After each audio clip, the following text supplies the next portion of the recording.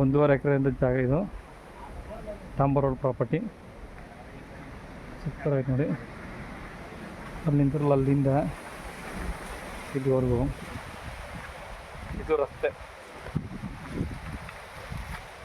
ಏಕ ಉದ್ದಕ್ಕೆ. ತೆಂಗಿದಿಲ್ಲ, ತೆಂಗು ಅದು ಬರುತ್ತೆ. ಒಂದು ಕಡೆ ಡಾಂಬರ್ ರಸ್ತೆ, ಒಂದು ಕಡೆ ಮೊನ್ ರೋಡು. 10 20 ಕಿಲೋಮೀಟರ್ ಆಗುತ್ತೆ. 1.5 ಎಕರೆ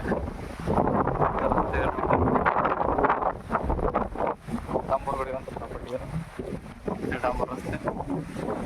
ಈ ಜೋಳ ಹಾಕಿರೋಂಥದ್ದು 1.5 ಎಕರೆ. ಇವು ರೆಡ್ ಸಾಯಿಲು. ಒಂದು 10 ತೆಂಗು ಬರ್ಬೋದು.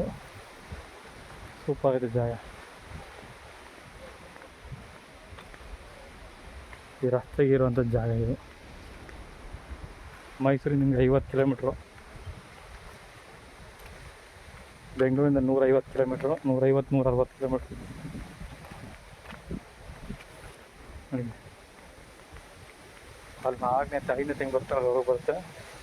ಸೂಪರ್ ಆಗಿದೆ ಜಾಗ. ಡಾಂಬರ್ ರೋಡ್ ಇರುತ್ತೆ ಪ್ರಾಪರ್ಟಿ.